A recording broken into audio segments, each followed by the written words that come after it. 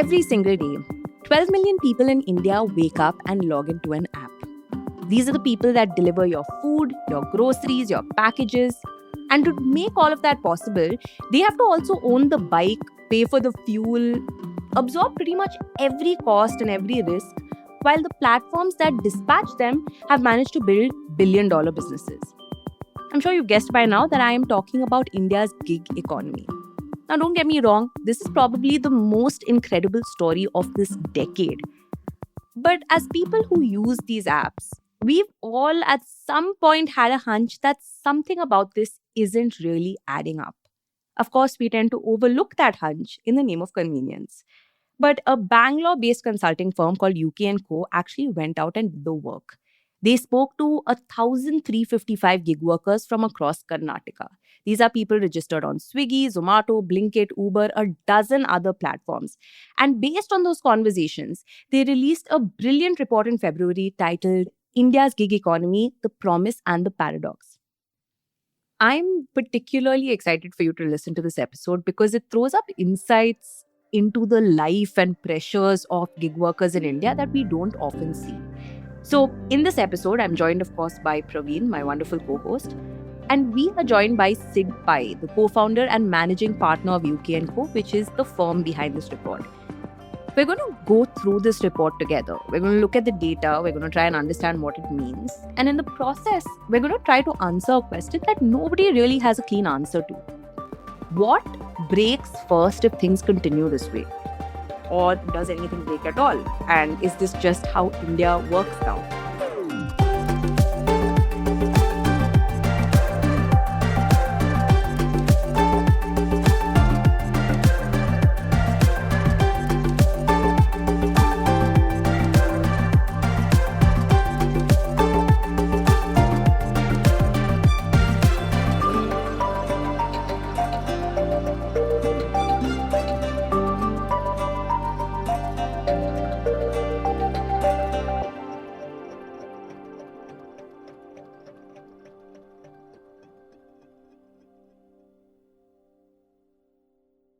Sid Pai, welcome to 2x2. Thank you so much for having me. It's really a pleasure. I'd love, before we answer that question, we're all going to take turns and answer that question before we kind of unpack the conversation. But I'd love to know how this report kind of came into being. I'm sure there is an interesting backstory there. Tell us a little bit about it. Yeah, firstly, thanks for having me over here. And I'd like to actually congratulate my co-workers who kind of put this together. Arya, Nilesh, Rachna and Vaibhavi, who have spent hours kind of putting this together. With that said, the hunch that you have was the same hunch that we had. Okay. And this kind of started with our founder kind of traveling one day to the airport and then having to see a small accident that involved one of the quick commerce guys. And then he was like, who's caring for them at this point in time? Because he was certain in his mind that he had to make a delivery. And as a result, something broke in the sense either it's a traffic violation or something happened for the sake of this. And he said, why don't we investigate what is happening with these guys? Every time we are having a conversation with these people in the cabs, they're unhappy, but yet they're doing the same thing. There is obviously some kind of a strong draw to the gig economy or the gig work. So we said, let's investigate this further. And that's really the bedrock of the reason why we thought, we'll put a team together and let's see what these guys have to say. Okay. But, the question that you've kind of posed over there, what's going to break, I don't think we should see it in that lens at all. Okay. Because what these companies have done is they've changed India also forever. They contribute to more than 1.5% in the GDP because of their presence, and whether you like it or not, 10-minute delivery is here to stay. Yeah. Okay. And they have revolutionized supply chains.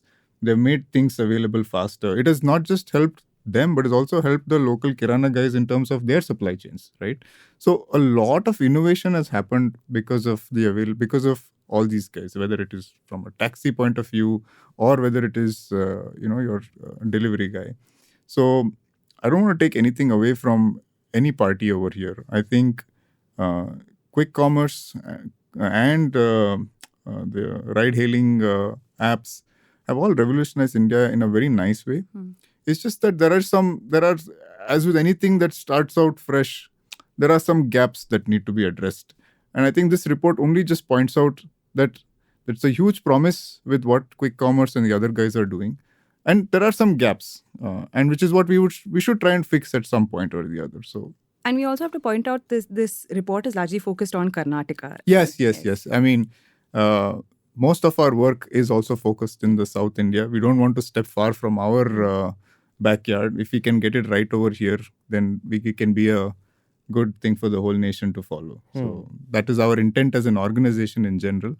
So we thought we'd just focus on the people over here. We had about 1,300 respondents on this. More than 800 of them were from Bangalore, because this Bangalore is the epicenter of pretty much every startup. And then there were a few in the tier 2 cities that we could manage to grab some respondents from. But I'll just say a couple of things. Number one, like, I know you've said all the right things, Sid. Well done.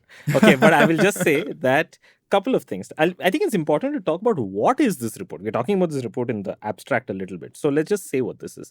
So it's a report about India's gig economy. And what you've done, Sid, on behalf of course, UK and Co, is you have interviewed, as you said, 1,300? Yeah, 1,355. 1,300 people, primarily, all in Karnataka, primarily in Bangalore. And these are people who are gig workers across companies. And some of these companies are, say, quick commerce companies like, say, Blinkit, Instamart, Zepto. It includes food tech companies like Zomato, Swiggy. And here is the entire list of platforms that are covered. Amazon, Flipkart, Porter, Meesho, Uber, Ola, Rapido, Namayatri, Swiggy, Zomato, Eat Club, Blinkit, Instamart, Big Basket, Zepto, and JioMart. So you haven't left anybody. You've gone after everyone. Yes. All right. So I'll give you kudos for that, right? Yeah. And this is a period where you did it between, say, October and December 2025. Yeah. So it's a little bit, maybe like 3 months, 4 months back. Yeah. And what you've done is you've spoken to all of these people, and at least we'll get into that. But the report is about questions like, it could be questions like, say, how many platforms do you use? All right. What is your working hours like?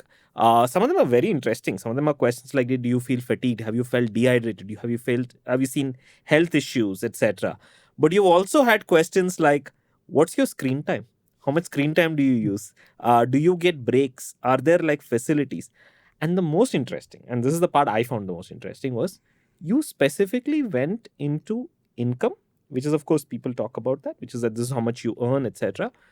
and incentives and all. But you also went into savings and where do you spend this money? Correct.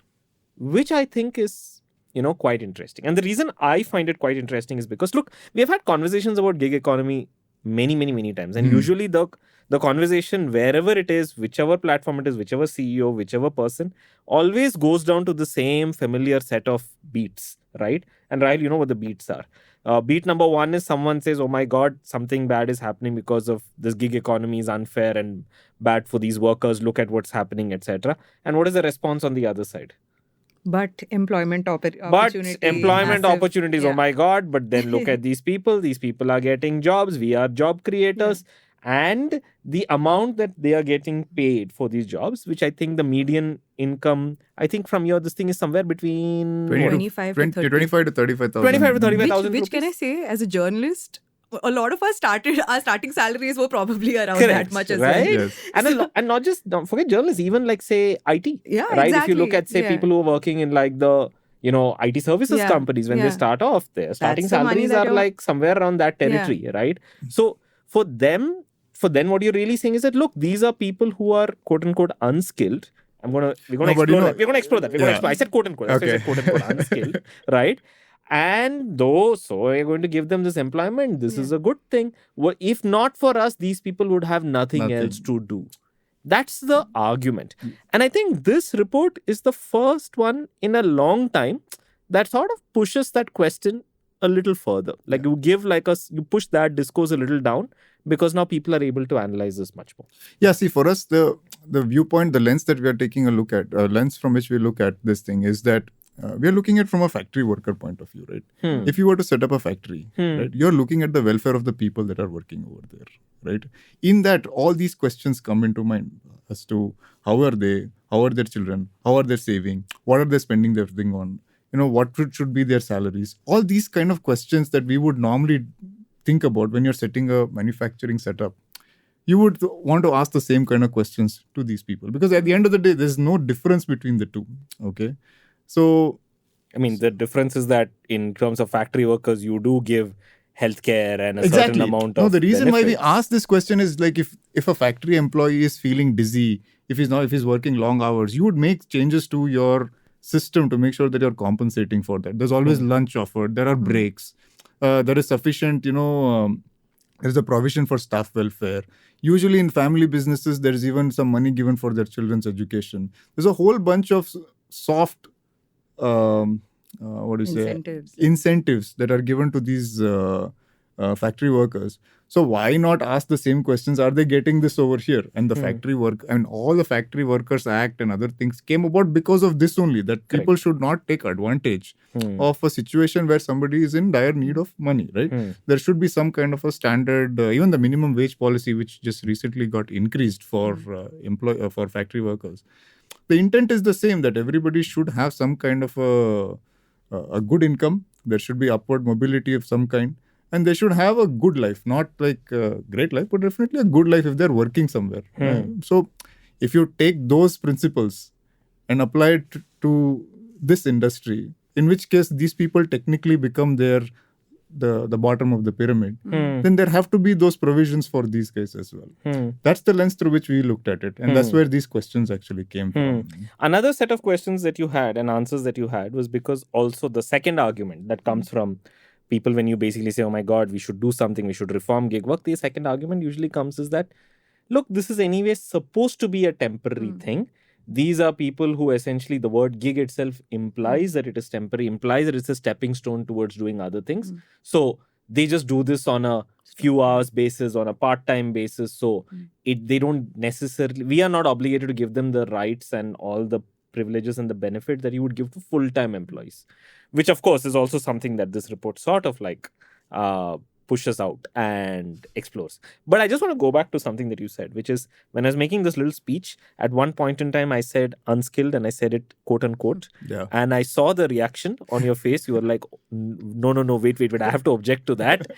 So please object. Tell us. No, see, there is almost 25% of them are actually skilled. They do have degrees, and maybe some. What kind of degrees? Usually it will be graduate degrees. Very few of them have some kind of a master's degree. But in fact, I have a small anecdote over here. I have somebody working in my office now who was earlier working with Rapido and now is doing high-end ETL transformations for one of the AI things that we are trying to push out in the small business. So I'm just saying that this person was actually working in Rapido before this. So there have been some family. And he was working as a rider. Rider. Yeah. So what I'm trying to say is that if somebody of that stature and that background is working as a rider, and now he's doing, let's say, high-end ETL transformations, then you're thinking there must be some family issue or some reason why they're sort of pushing this. Either the family is in debt, there are some other issues. So it kind of pushes the boundary in terms of why somebody takes up this job. But yes, a large percentage of them are here. It's also means that there aren't too many opportunities in the formal economy for graduates. It kind of underscores, it points out to a larger issue actually, that we do not have enough jobs in the market for graduates at this point in time, which is a more scarier thing actually, according to me. And that is even before we talk about what AI can do. Yeah, that is as of December 2025. And 5 months down the line, a lot of things have changed. So, but it is a little scary. It's very scary. It's actually, I think from my standpoint, what I would want to know is that, okay, could you like broadly summarize? Suppose I asked you, you've spoken to these people. Suppose I met you somewhere. Let's say I met you at a party, even though 2x2 is like a party. And I asked you, what's the thing from this report that you would like listeners to know? Suppose I asked you, what are the main things that surprising, interesting, counterintuitive that you found out from this report? And the reason I ask this question is because every single person who's listening to this podcast interacts with these people. Every day. Correct. Right? I mean, for me, I'll tell you a personal change, okay? Yes, before the takeaway that I think, let's say a one-line takeaway that if you want to take from this. Sure. Right? For me, the personal thing is I've started to tip more. Okay. Because what you realize is that they don't make enough. Convenience comes at a cost. And unfortunately, the companies that are on this are not bearing that cost. Okay, they're bearing a part of it. But it's on the people who are actually using these apps. There is an option to tip. Yeah. A lot of these, I think, our apps are being fair and the tips are actually given to the riders themselves. So I think we should tip more. As a country only, we should tip more. But in this particular case, we should tip whatever, 30 or 40 or 50, whatever is the value of your product. I think personally, after seeing this report, that has been my personal change. Okay. And I think that is my request to everybody who's using this, right? So you're technically helping that person directly or indirectly. That is one. But in terms of a one-line takeaway, right? It doesn't have to be one line. No, but I'm saying the biggest takeaway, right? Let's say, so if gig economy is the way to go for us, and it looks like it's going to be the way, right? None of these companies are going away. And we have gotten used to this convenience, right? So if you're going to absorb millions of Indians and we fail to sort of help build their savings, their health security, or some kind of upward mobility, then we risk converting our demographic dividend into something that is very economically fragile. Because you have people from the ages of 18 to 25 working here at the prime years of their lives, when usually we would be spending learning, upskilling, doing something. But they are going to do this. You are going to make them very fragile once they cross, say, 25, 28, 29. It also has a larger impact in family life. I don't know how many of these guys may get married because somebody will say he's just a delivery boy. There is a social stigma associated with the role that you are performing over here. As a result, you could have depleting fertility ratios.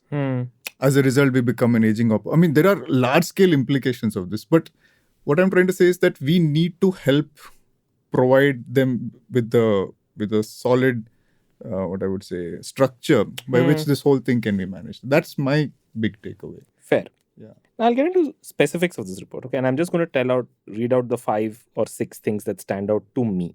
First, these gig workers in Karnataka, out of the people who you spoke to when surveyed, they are working near full-time hours, which means that 81% of the people you spoke to, they work 9+ hours every day. 74% of them work all 7 days of the week. So this is not a side hustle, right? Yeah. It's not a gig. It's not a gig. Okay, so that's the first thing we should start with. 84% of the people you spoke to depend on gig work as their primary income, which also demolishes another thing, which obviously, so it's not just in terms of time, it's also in terms of income source. That's the first thing. Second, 57% of them earn close to 20,000 to 35,000 a month, which sounds okay, as we see at the beginning. But once you account for the big expenses, which are fuel, vehicle EMIs, and maintenance, it starts to get really, really, precarious. 52% of the people you spoke to cannot meet their monthly expenses. 52% also have zero savings, and 42% are in debt. So, and it's also not just a question of earning, because just because you earn more doesn't mean you're not in debt. Correct. In fact, it seems like it's the reverse. It's the reverse in right? this case, yeah. We'll come into this. Third, 72% of the people who you spoke to are between the ages of 18 to 32. You spoke just now about the demographic window. Yeah. This is exactly that. And so they are spending that demographic window without any savings, without any health cover. There's no career progression, etc. Correct. And you have basically, in your report also, you made it very clear about the demographic dividend, which we'll come to. 99.26% have not used Karnataka's gig worker insurance scheme. Yeah. We'll come into that. Then, the irony is that despite all of this, only 6% want to continue gig work in the long term. 29% want to crack competitive exams. 27% want to go back to farming. And this is essentially this middle zone that all of these people seem to be in. Yes. No, there's no doubt about that, right? And I almost think of this as in my previous job, once you keep doing it, you're like, nee, I'm not going to stay here for long. But you end up staying there for a long time. So I would say that there is a little bit of a bias in that answer that they may not, stay there for long. But because there is no other opportunity, you tend to stay there for a long time. Yeah, exactly. In fact, I was not talking about whether they stay there for long or not. It's just that it's not like people who are there are looking at it as, oh, I want to stay here. Yeah. Right? And I'm not even getting into... And it's perhaps that I think is also a little bit of the advertisement for this role, right? It also comes as, do it for a short time. It's you at least make money right now. You don't need to worry about it, right? So I'm sure some friend will say, hey, why don't you just do this for 1 month? Right? That's because the network is like that, right? They're going to just say, why don't you just do this for a month? Why you're sitting around, just deliver, you'll make some 2,000 rupees, 3,000 rupees, something you'll make. Yeah. And it just sort of, that cycle kind of goes on day by day, and day by day. So every time you think that, hey, I'm not going to do this for long. I have a really cool dashboard over here, which I can share with you post this, where, it speaks about, you spoke about AI, right? So AI helped me kind of build this.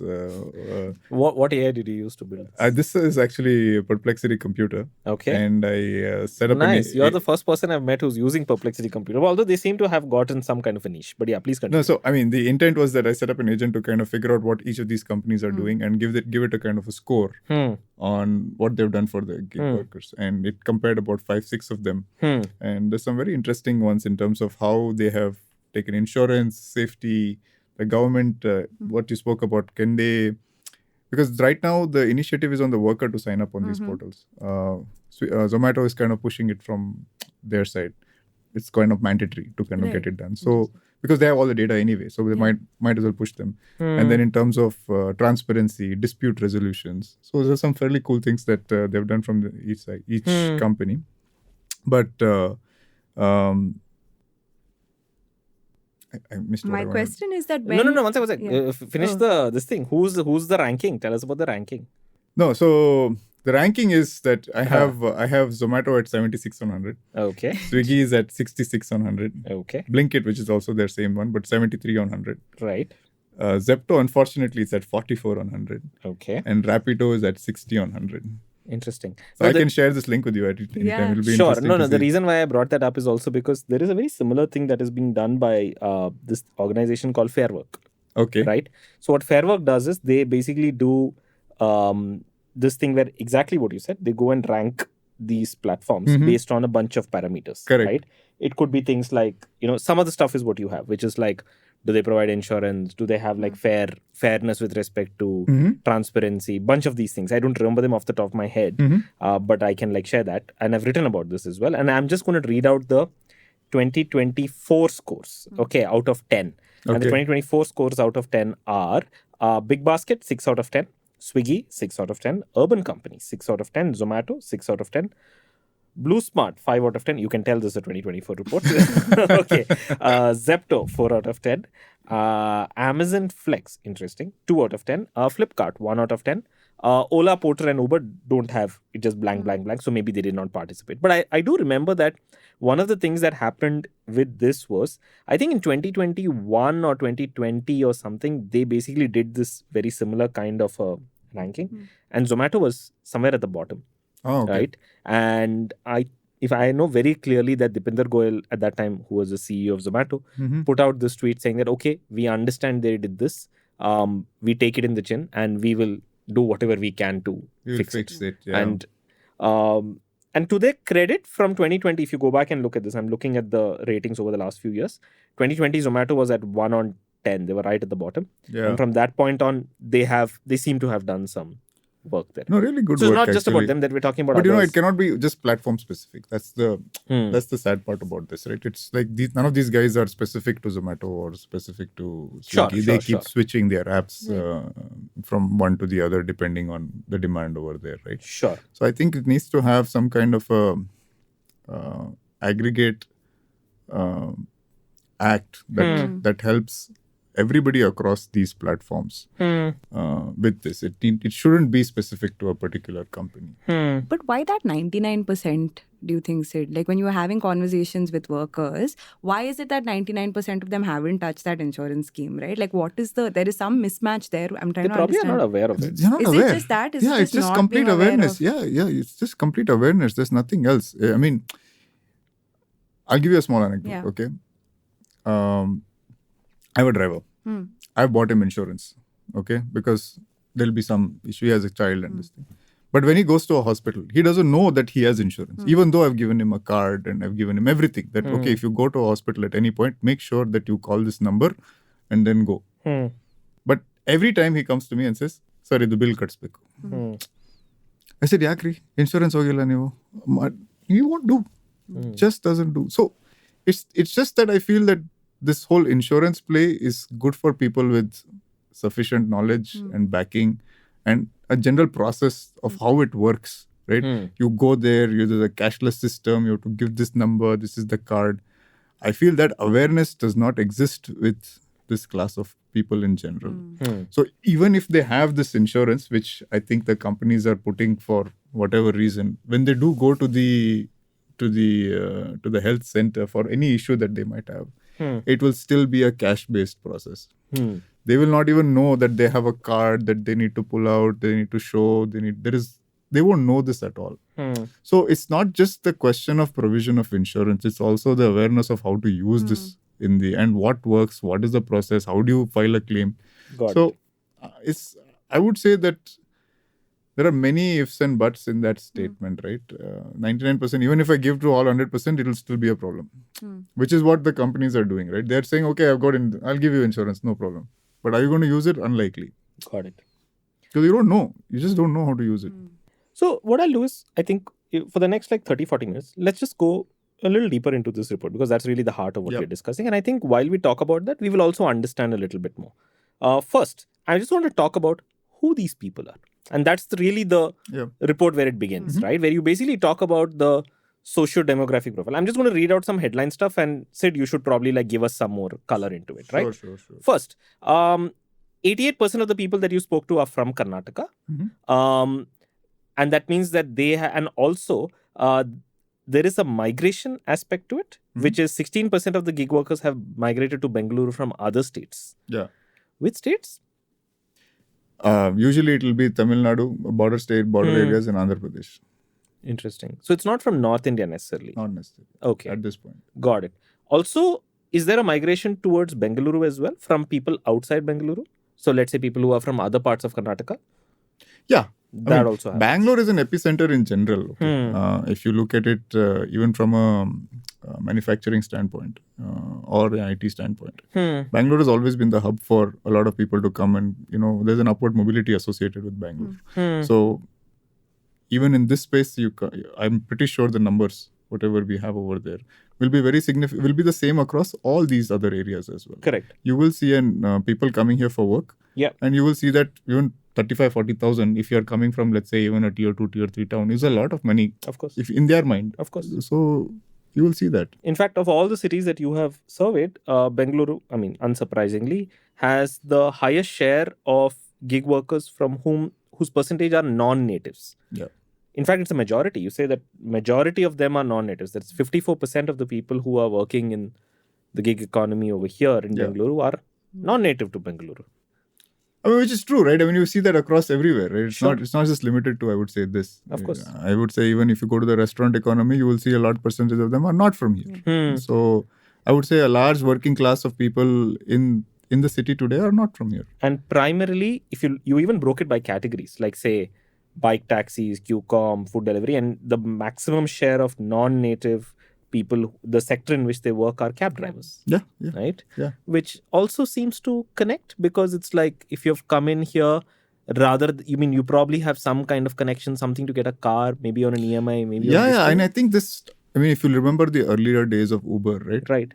I don't know if you remember a billboard that says earn 90,000 rupees was there right by the airport. I remember. Right? Yeah. I'm sure a lot of people who are working in IT will like, shit, a driver is earning 90,000 rupees, right? So there is And at that time, you would have noticed a lot of people bought new cars because at that price, Yeah.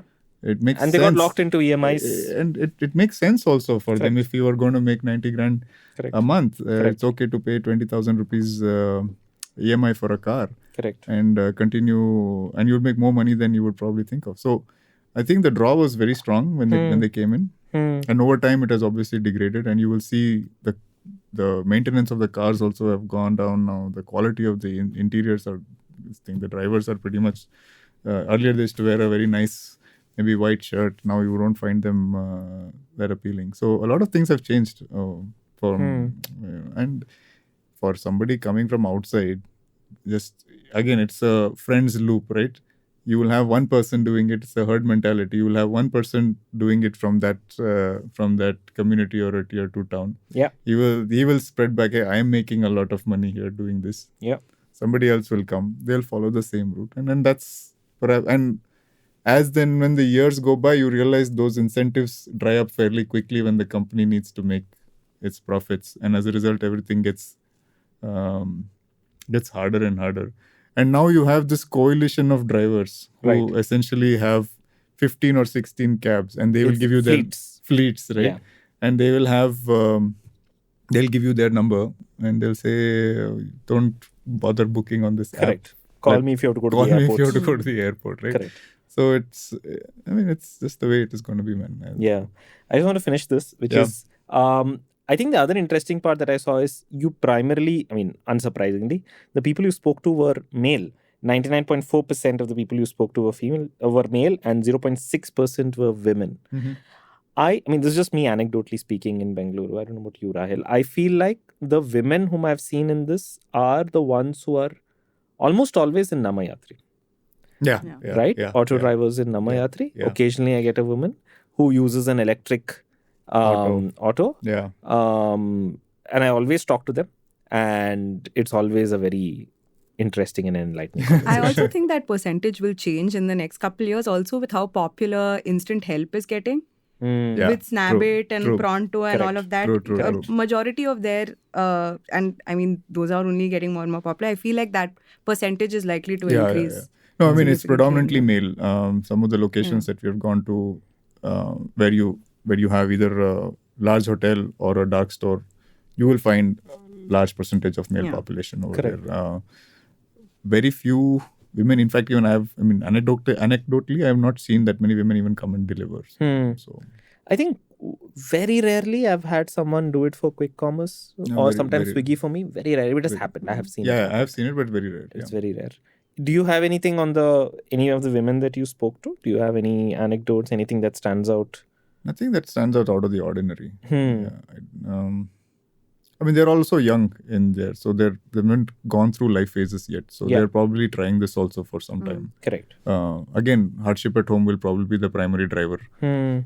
But yeah, nothing out of the ordinary yet. But I do echo Rahel that I would love to, whenever I'm sure you'll do another version of this report. I don't know when you'll do it, but at that point in time, the instant help, especially. Yeah, absolutely. They are going to be the people whom I think, because I think that dimension to this report is going to be very interesting. Because we're graduating beyond just delivery now. Yeah. As soon as you get into services, I feel like there'll be a lot more women getting into Absolutely. gig And work. once you enter someone's homes, and it's, I guess, then it's another set of... No, that'll be a very interesting study. I think we should follow it up maybe 6 months from now or something. And you can come back here and talk about it.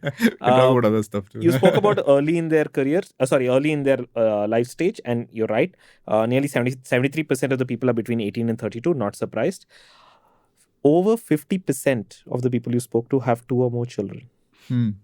Right? So, in some ways, not so young. Some ways. Not what I mean by that is not in terms of number, but I mean by it in terms of not so young as in they have responsibilities. They have things to take care of. Yes. Which is why, some of the savings numbers are where it is, right? If you look at education, cost of healthcare for children and other activities that they will want to do for them. Probably staying away, 100% they'll be staying away from the family. The family will be in a tier 2 town. So if you look at all those expenses, they add up fairly quickly. Right. Oh, the family is not... You're right. Also, no non-native. So they have a family somewhere else. And they're alone. Yes. Right? Well, actually not alone, because that comes to the next thing, which is that 38% of them share a room with Yes. 4 or more people. Yes. I mean, you know the rental costs in Bangalore in general, right? So I it's don't not... think I should be complaining. But okay. No, but in general, it is an expensive city to live in. So it's not hard to say. I mean, it's easy to see why they're going to be sharing boarding with everyone. And the remaining 70% odd live with family. So I'm assuming they are people who are Local. from here, local, etc. Around towns, around Chikbalapur, Dadbalapur. Do you have any sense of who are the other people they stay with? Do they stay with other people or also in doing the same thing?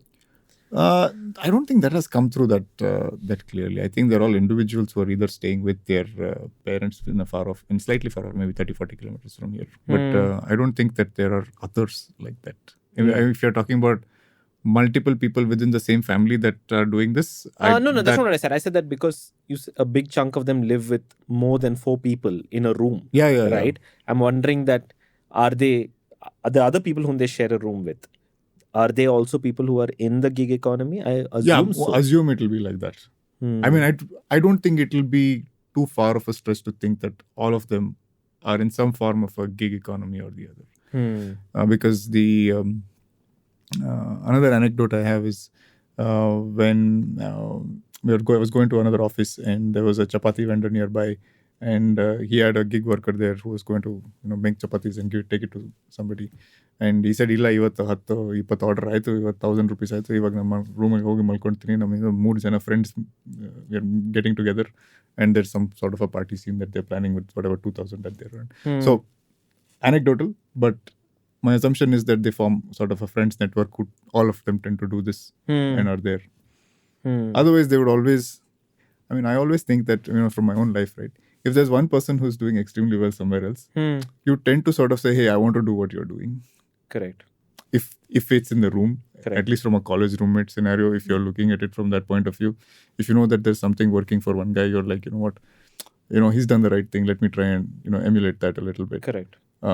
But that's not happening here, right? So my assumption is that they're all doing the same thing. And this is the last, at least in this section that we're talking about, which is the thing that you very, very strongly push back on. 32% of the people who are who are in gig economy are highly educated. This means diploma holders, graduates or postgraduates. I'm just saying, if you look at there is actually a pie chart here, right?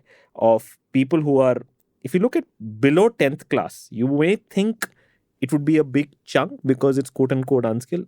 It's not. It's only 12%. Yeah. Right?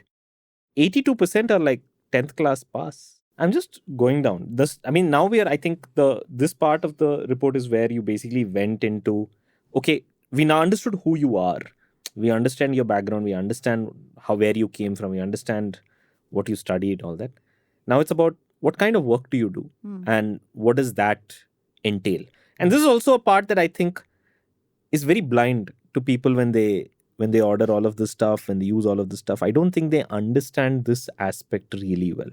And I feel like, especially over here, you have done some very interesting stuff. You have gone into some stuff which is like things that obviously some of it is surprising and some of it is obvious questions, but some of it is also not so obvious questions and obvious insights that come out. Now, I'll just tell you what they are. That just stand out to me. Maybe Rahel, you can jump in with whatever you see. First is 32% of them, like I said, have been doing this for more than 2 years, right? Which means that this is like going on for a while. Formal work only. And like we said earlier, 82% work more than 9 hours a day. If you look at that distribution, you have a distribution over here. There is a thing at the very end, which is 8% of them work more than 14 hours a day on this, right? It's insane. Those will be largely from the cab ride. I was expecting that. I was expecting that, right? And 74% work all 7 days of the week. And it's like, it's not even close. 74% is all 7 days. 6 days is 11, right? So it's like, the fall is like, it's not even like a regular normal distribution that falls every day off have to work. Either you work all 7 days of the week, or it's almost like you don't do this at all. Right? This next part is very interesting that I found, which is obviously something that you wouldn't expect people to ask, or someone like anyone doing this kind of a study. I've never seen this kind of a study, but I think it's going to be a very important statistic going forward, not just for gig work, but for many things in life. 45% of the people you spoke to spend 8 hours plus on screen. I mean, occupational hazard for sure, right? But still, okay, total screen time of 8+ hours. But out of that, you said you asked for screen time on entertainment, which is the biggest chunk. Yeah. 63% spend 1 to 3 hours on entertainment. Yeah. Which, I mean, again, it's like, I think when I saw this, I was like, yeah, I mean, I can understand, Yeah. right? And it's not just about I can understand them. I'm saying that 1 to 3 hours per entertainment is, I don't think it's unusual even for people who work Yeah. in like, white collar jobs, etc. Yeah. You can see people scrolling Instagram and reels all over the place, Yes. right? So it's not, so there is a shared kinship. I mean, I think that's one wonderful thing that Jio has done for us, right? It's given. Well, wonderful. Okay, sure. Okay, fine. Let's At least leave it it is at up to all our screen times to 3 hours. that. But Sure. no, I mean, they're not any different from white collar people, right? Entertainment is entertainment at the end of the day. In fact, every delivery boy I've seen, in between from bike to delivery, Hmm. in the lift, they're scrolling some kind of content or the other. So that number is not really surprising. Okay. Fair. There is nothing else to do. Correct. It's really, I would say, mindless at this point, right? You're app is telling you what to pick up. Yeah. App is telling you where to go. Yeah. Then you switch to Google Maps, figuring out where to go. Yeah. And in between, from now and then, I need my dopamine rush to at least continue with the day. Correct. It is not such a fancy job that, I'm looking forward to it type of a situation, right? And- So entertainment is one break that they get. There used to be a time, I mean, even now this happens a lot, that when you take cab rides, right? I mean, people also ask this question sometimes. I mean, usually very privileged people on Twitter, that my driver is always talking to someone on the phone, right? Who is he talking to on the phone? all the time. All the time, right? And the answer to that question is, what else do you expect Correct, yeah. him to do? And I mean, I don't want to say this. So when I was in the US, right, I had a 90-minute commute to my workplace and back. Right? Where in the US were you? I was in Chicago. Okay. 90-minute commute one way. And I'd always find some people to call, man. Of course. Right? I'd call home I'll speak to one person for maybe 20 minutes and somewhere else, another 20 minutes, somewhere. So I don't find the driver will do the same thing because there's 90 minutes of just open road, right? And I can't listen to music all the time. I need and sometimes the road, it gets sleepy. You want to talk to somebody. Correct. So I'm not surprised that they do that because I've done the same. Yeah. in a small exactly. way. I mean, in a I small find way. Yeah, exactly. I find it very interesting that people are sitting at the back seat scrolling. Reels are like, oh, who is this person talking to all the time? Let me upload on Twitter or the social media, right? Sitting at the back seat. Who is he talking? Well, I mean, come on. Yeah. I just think it's an interesting, unusual metric that you wouldn't typically think about in the context of quick commerce. Like screen time for entertainment is not something that you think about, but you see all the time, like you said, right? So cool that you brought that up. Yeah. Then we're getting into very, very interesting stuff, right? What you asked this very interesting question, which again, I don't think people ask, but I feel like it's a great insight, which is 61% of the people you spoke to do not refer their friends or family to join gig work. Now, the reason why I bring this up, and I say it's very interesting, is because, and we're sitting in Indiranagar in Bengaluru, and we're surrounded by tech companies over here. Yeah. And I'm sure you know this, which is that the most standard metric for a product where they've been drilled into product people, marketing people, etc., is this thing called NPS. Right? Which is about essentially this thing that you use. Would you recommend it to a family or friend on a scale of 1 to 10? Yes. And you basically, ask your customers, and whatever score you get, there is something about detractor, promoter, neutral, etc. I don't want to get into it. And of course, there is a lot of criticism about NPS as a system, but forget about all that. Yeah. But I'm just saying that is in some ways the very same companies that are doing this are the ones whose product managers are running those NPS surveys on their customers and looking at those signals and saying, oh, this tells us how much our customers love us. Correct. And I don't know if they ever thought of doing this with their riders. Yeah, I mean... but at least you did. And this is quite damning, right? It's 61% say we will not refer. Yeah, because there's no pride, in the job. Yeah. I mean, one of the key things that we also, as management consulting firms, when we work with our family businesses, the first thing we look for is employee pride. Okay. Is the employee happy to be a part of us? Right? And if they're happy, then they'll do wonders. But what is the pride here? There is no loyalty to the platform in any way. Correct. Right? Yeah, it's very clear also they switch apps very often. Correct. So if there is no pride, then what is the reason to recommend somebody? You're in trouble, you come here. Do this for some time. But there is no like, oh, come here, your future will be secure. All that. I mean, there is no pride only. What is the... And I think it's by design also. I agree. Okay. I agree. So it's not that they want to create a situation where there Correct, should because be like... then it will get into more uncomfortable questions for these platforms, right? Then they have to start thinking about... So it's by design, it's like there is enough supply. Hmm. There is no problem. Somebody or the other is come and deliver. Correct. So there is no reason for them to recommend also. Correct. That same product manager need not worry about this NPS over here. Of course. Because he's looking at repeatability of customer over there. Correct. Not really caring for repeatability over here. Or retention. Or retention over exactly. here. He'll come, he'll go, no problem. 29% of people rarely or never get breaks during shifts. Nearly 60% of people don't have any access to... No, I mean, I'd like to reclassify that, right? Sure. In the sense, they don't take a break. Okay, fair enough. You can always switch off.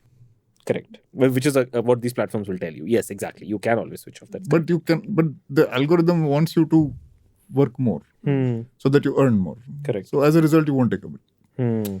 That is it's sort of like a never-ending cycle there. But that's the unfortunate situation that we're in. So yes, somebody who needs it a lot more will not take a break. Because he knows that he's going to get 3,000 rupees today or 4,000 rupees today. Yeah. There is another very interesting metric over here. These algorithms, the way they work, right? So I think they do have some kind of a limit to which you can do per day. Okay, that incentive also is kind of aligned, and I don't know this for sure yet because that's not there wasn't there in our question list. It came out much later. Is that let us say that you can do 16 or whatever 16 number of orders per day is your limit, right? Sure. And let us say you do the 17th order and you can get maybe 20 rupee bonus on that order, right? But there's a guy next to you who's done 10. Okay, in the same shop, right? In the same dark store. In the same dark store. Sure. Right? But that 17th order will not come to you. It'll go to him. It won't be 17th for him. It'll be the 11th for him. Because you know the 16th is...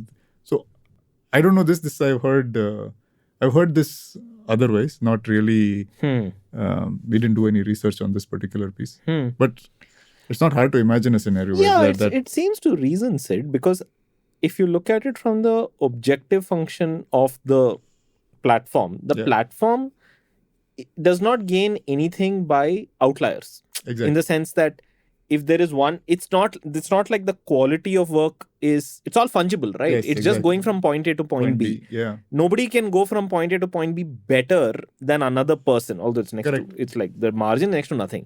So you are better off as a platform making sure that in some sense, I hate to use this word, in some sense it's better to be slightly socialist in that sense where you have like 10 people, who are hovering around your dark store. You might as well optimize for all of them rather than trying to optimize for any one or two of them who can't be outperformed because there's no such thing as an outperformer. Correct. 60% of the people don't have any access to basic facilities, and this includes rest area, washroom, drinking water. Yeah, I think this should be a must. I agree. But how do you solve for it? No, there's no harm. I mean, all the dark stores can have all this. Just because within they're the dark hovering store, around you there mean? only. Within the dark store. Within the dark store, the areas where they are generally congregating, there could be special centers. I assume that you meant while you're on the job, it's hard to access a washroom. And no, but they're waiting around actually. There are hubs where they are. But it's surprising that a dark store is not fitted. No, if you just go around over here only in Indiranagar, you will find that there are dark stores already over here, and you will find a whole bunch of people waiting out there. Yeah, in fact, we have one right across the road from our office. Yeah. So there is no harm in providing these kind of facilities over there. You're saying it's not even there in the dark stores? It's not there. At this point, not there. At least not what we're seeing. Wow, that's pretty basic. And that is quite... I mean, it may be there for the people in the dark store, Hmm. but not for these guys maybe. Hmm. But it's not. That's a very easy, basic thing to do. I agree. In fact, if I'm not wrong, I think at least for even this waiting thing that you said, like I think we're not covered Snabbit and Urban Company, but I feel like they have, for the instant help that you're saying, they have these zones where they sit and wait. We don't know what the conditions are there. I don't know, but I know that is a little more. Before It's not they're like kind of them. deployed It's not for like them specific. exactly. It's not like them standing and hovering outside. There is some inside-ish kind of a That could be indoorish a kind. product of the nature of the work, right? That's also they true. It's what you themselves said are about just the- now. What else yeah. is going to be inside Exactly. the store? That's yeah, true. It's literally. Fair.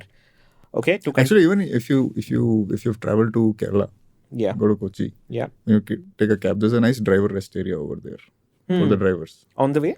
No, in the sense, in the airport, Hmm. by the time if you take the airport cab, Yeah.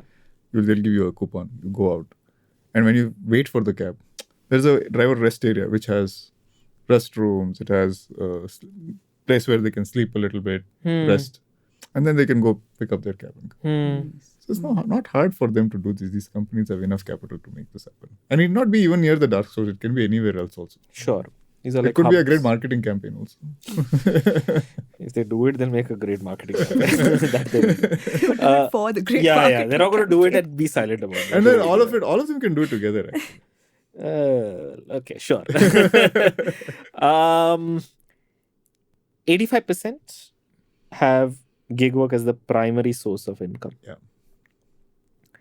I think now we're getting into income. Is it coming as a surprise to either of you that for gig workers, this is while they're kind of engaged in gig work, that this is their primary source of income?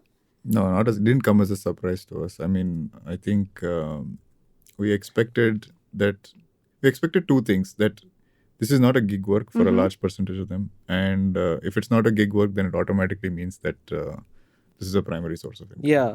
If you spend so much time doing it, then I'm not that surprised. Yeah. Let's talk about the money that they're earning. We kind of touched upon this a little earlier. The next thing that you say is 57% of the people earn 20 to 35,000 per month. That's a pretty substantial amount, right? We Yeah. touched upon that a little while ago as Yes. well.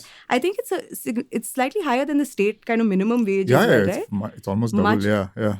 So just to get into it, 26% earn about 20K and less, 57% earn 20 to 35K, and about 17% earn 35K plus. Yeah. Anything interesting that came up when you... No, I mean, these numbers are quite nice, actually, for the work that they're doing. There's no doubt. It's just that there's a whole element of the other costs that you had mentioned earlier, right? That is PF, ESI, these... Buying your bike, all of that. Yeah, I'm sure the there are maintenance of your bikes. There are a lot of additional costs that come into this. So at a gross level, yes, it sounds very rosy, but given that a lot of the expenditures are yours, just to do that job. I'm not talking about expenditures that come maybe post doing that job. A large percentage of them go into these things just to make sure that you're available for that ride. Interesting. So And in fact, if you look at, say, the savings thing, right, because it comes back to the same point that you said, if you look at the two chunks of people who make between 20 and 35K, and people who make more than 35K, 63% of those who make between 20 and 35K have no savings.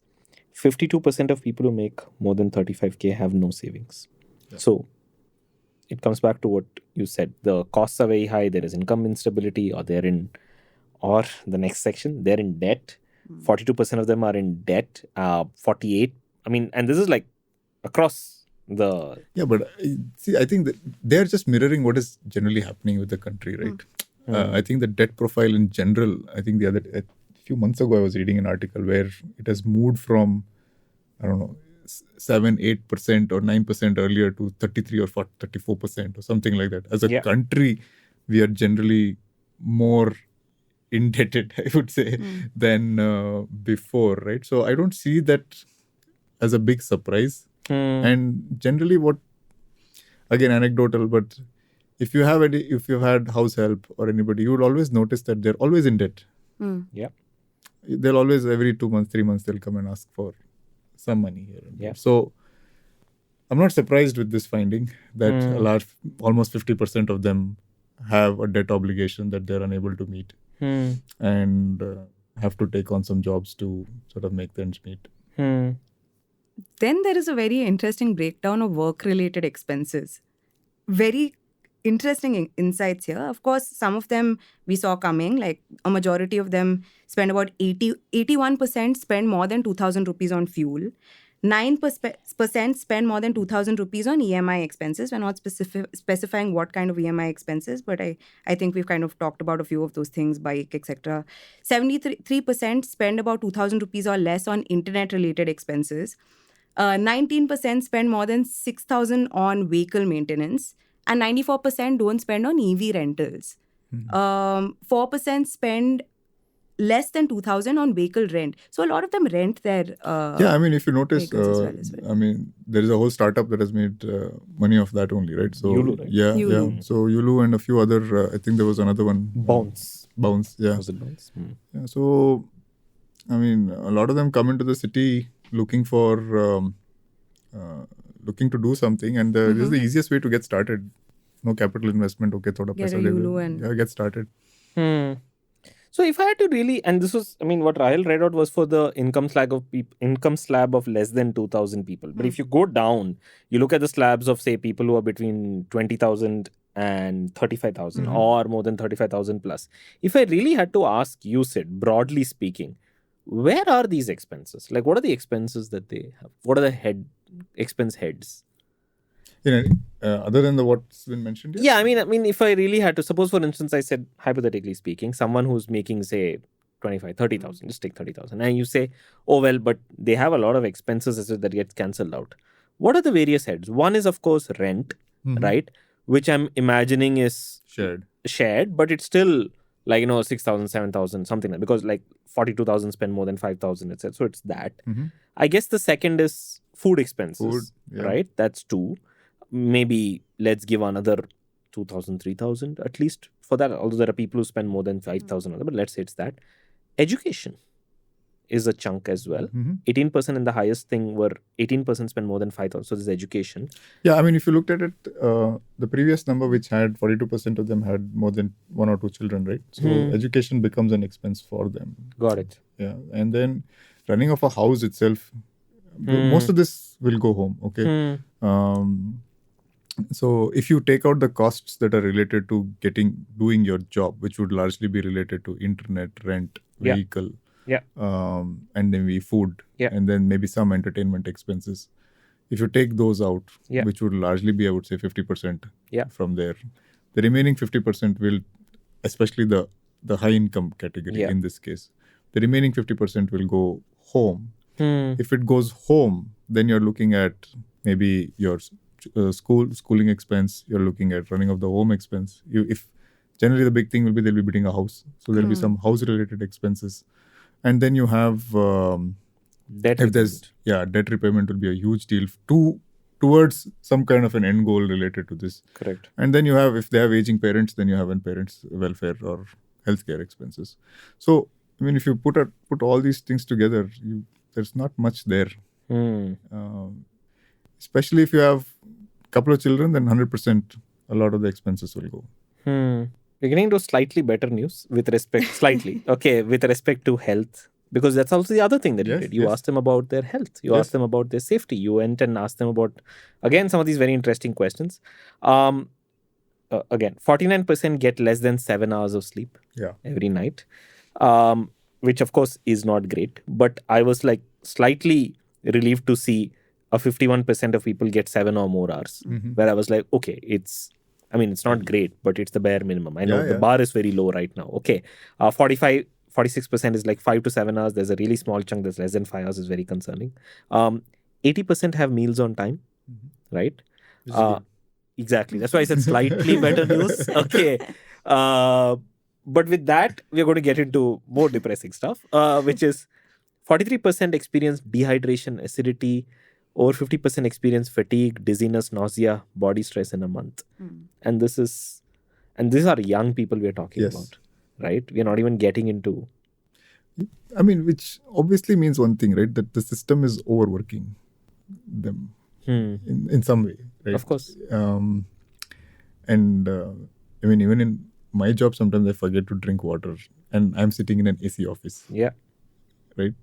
And when you're out on the street, especially in this heat, Yeah. it's easily possible that a large percentage of will be going through this, which is where the earlier point that we made, which concerning rest areas, having some kind of a decent restroom, kind of helps alleviate a lot of this stress. Maybe even an occasional lunch can help alleviate some nutritious lunch you can have in the office. We do this for even manufacturing facilities. So why can't we do it over here? So easily solvable. But intent should be there. Of course.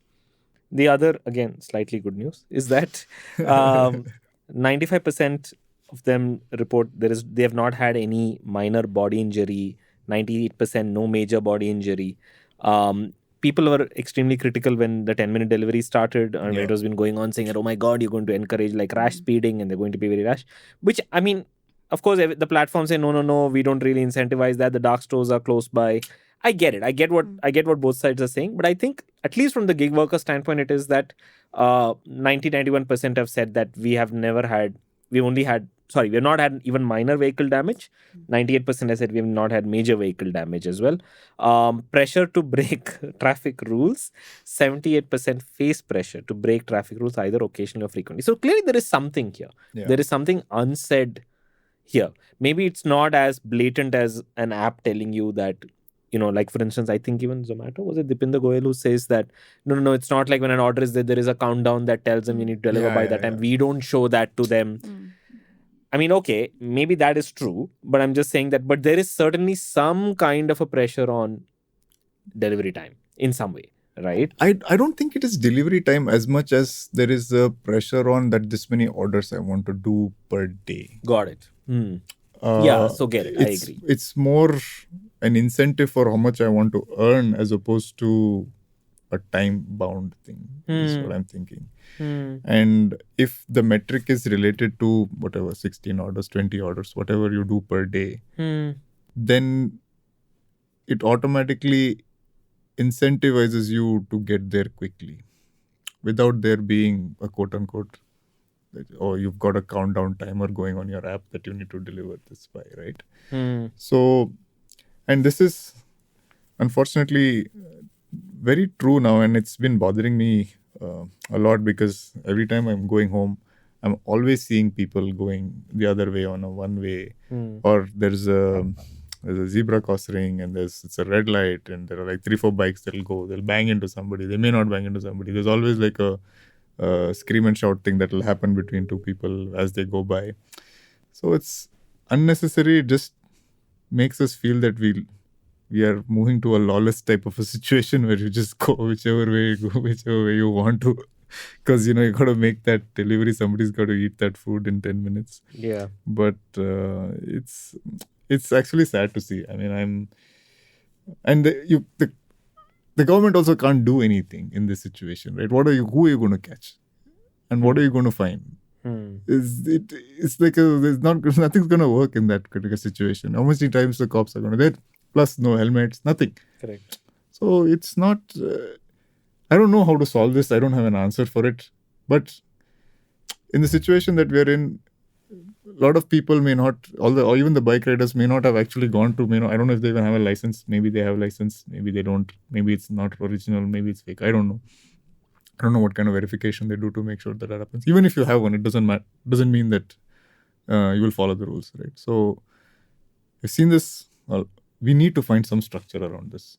And I'm not saying this, I'm just talking about as a concerned citizen only. Like you have old people who are crossing the road. You have so many other issues that are happening. But you'll come one way, you'll stop, you'll try and tell him to go. No, you'll go onto the footpath, you'll go. It's just, I don't know if that's the kind of society we want to kind of encourage and live in going forward.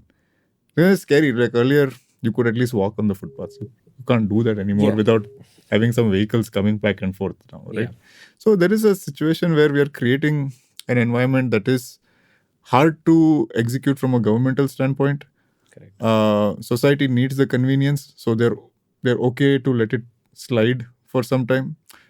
But the more we let it slide, it becomes part of our process, and then it becomes harder for us to rectify over time. So I don't know. I'm happy that they have not gotten into large accidents of any kind, because luckily we have a traffic issue, and the traffic itself is... It's very hard to get into a large accident. And traffic itself is slow, so you're not going to get into a bad accident. But I don't know if that is something that we want to encourage. Yeah, I'll just say two things: that I share the pain. Also because I don't own a car, I don't own a bike. So it's either public transport, or of course I do use the Ubers and Namayatris of the world, and I walk. And I think for me, as a person who's walking, and of course as a pedestrian, it just gets really, really difficult, and everyone knows. And and by the way, we are talking about a very, very privileged position of sitting in Indiranagar 100 feet road while we are recording this and saying this, right?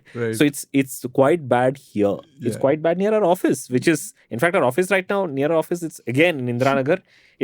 Right now, as we are recording this, I cannot walk there. It cannot be done. The entire street is dug up. Okay. And the span of yesterday and today. Yeah, and there were like pipes lying there concrete pipes lying there for like a month. I mean, I don't know what's happening. So I feel like, yes, I share the pain. I think earlier, because I'm also like you, lived in Bangalore for a long time, whenever I would see people using the pedestrian or the footpaths, getting their bikes on, etc., like I would try to challenge, I would try to fight, I would try to like do this. And I think now, especially because of gig work, I find myself more conflicted now, because I'm like, yeah, but maybe you have a delivery you have to complete. So, okay, fine, use it, I guess. So it's very, very strange. No, but it will become the norm then. It will become hard for us. I agree. I mean, this is the wrong time, but I will just say that I'll plug a old 2x2 episode that we did. It's called How Do We Fix Bengaluru? And we had Pravar, also known as Benga Walk, on this podcast to specifically ask this question, like, what is the systemic solution to all this? And he had some interesting points. Anyway, we can link that on the show notes. Last part, and I think we'll probably end with this, which is, we started by talking about who they were. I think we have to end by talking about what do they want, what do they desire, what their aspirations and what their dreams are. And I think, again, these are all parts that you covered as well. And you asked this question, which is, what is this? What are their long-term goals? What do they have? What do they want to do? And I'm just going to very quickly read out and long-term career goals. By the way, this is something that we are all white-collar employees. This is something that our bosses would also ask us, or HR would ask us, where do you see yourself 5 years from now? And I'm glad that you went and asked that question. And I'm going to read out what they are. 29% of them said they want to do the largest. Let me explain. The largest group of respondents, 29%, are still undecided about their long-term career goal, right? Which is not surprising, in the sense that even in, like, I imagine if you went to a random office and you polled 100 people, they would also say the same a very thing. similar set of people. If you asked me at that age, I would probably say something very similar. Followed by 39% of them who either want to start their own business or get a formal job. Right? So there is aspiration on this side, at least. Yeah, and which is nice to see, right? That that they understand that there is a larger goal that they have in their mind, and they really look at this as a short term, as a true gig. At least these 39% of the people, and generally these this business piece, could be a provision store. It could be anything that is. It could be a franchise ownership of something. So, but I think it's good that they have that little end goal, become like these micro entrepreneurs of some kind, and we need that in India in general. So, it's good that at least we found that it's not just mindless. People don't have any aspirations of any kind. So it's kind of nice to see that at least 40% of them have this idea of getting into a formal job, because, like I said, there's no pride in this. Okay, and at some point, they don't want to tell people also, that main kya kar raha hu, I'm just a delivery boy. So I think it's that thing that also wants these people to get out of it, which is good. I mean, you'll work your way out of it, hopefully. Yeah. 95% of workers express being satisfied with income from gig work. Right? So I think this is the paradox. Yes. That comes back to the title of your... Yes. This is the paradox. This was my surprising finding, actually. No, I understand where you're coming from. I'll just say my last closing thoughts. My last closing thoughts on this are, I feel like if I really had to step back, we've gone through the entire report from the beginning to the end, more or less. I feel like if I really had to step back, I feel like what this report essentially is saying is we are at this very, very important, I don't know, the word is like, this is word called interregnum, which is like between two, it's like between when one king and one empire passes and another empire comes, right? And I think we are at that point. And the reason I say that is because what this report really says is, here are these people, they're all doing these jobs. It's very clear that what the thing that they're doing right now is difficult. They spend a lot of time doing it. They make money, but the money they make is going away. So it's not like they're able to build anything sustainable out of it. But they continue to do it every day under really difficult conditions, facing, to some extent, they don't have major health problems, but they have some problems, they have some issues, they're trying to figure all of this out.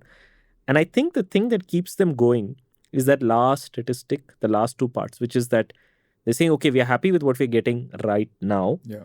And the only reason we're happy with what we're getting right now is because we have this really, rosy picture and aspiration of what we want this to go. Correct. So we believe that this is this middle step towards something in the future that we cannot entirely define. But this thing in the future we know is going to be better than what it is today.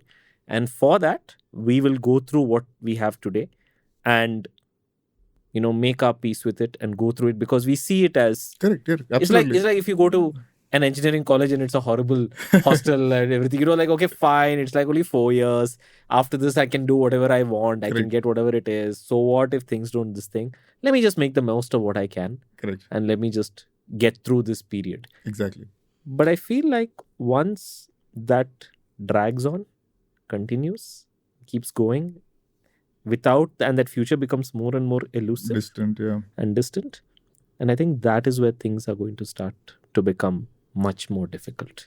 No, I agree with you. And I think... And so anyone, including you, who's working to make that future closer and easier, we talked about formal jobs, things that are not as mindless, etc., and to make those opportunities available, I think that is the heart of the mission. Also, generally, regulation lags this kind of innovation, right? Sure. So I think we as a state can come together and maybe have a much more stronger formal gig work act that can help standardize the living, the way it should be conducted for everybody on these platforms. It need not be that one person gets a 76 score and the other person gets a 40 score. It can be a uniform, it can be uniform across. So at least they're safeguarded in some way or the other. Because your question in the beginning was, is it going to break? It's not going to break, right? So it's going to be here. This is going to be part of our lives going forward. So we might as well formalize it in some way through interventions from policy as well as from the government. Fantastic. Thank you for listening to this episode of 2x2. This episode was mixed by resident sound engineer Rajiv CN. If you feel there's something we've missed out in this discussion or feel some numbers or facts don't add up, you can write to us at 2x2@theken.com. And if you're listening to this episode on Apple Podcasts, please show us some love by leaving us a rating. Lastly, if you love the episode, share it with people, your friends, family, or colleagues who might find it insightful as well. We'll be back next week with an exciting discussion and a 2x2 for you to think about.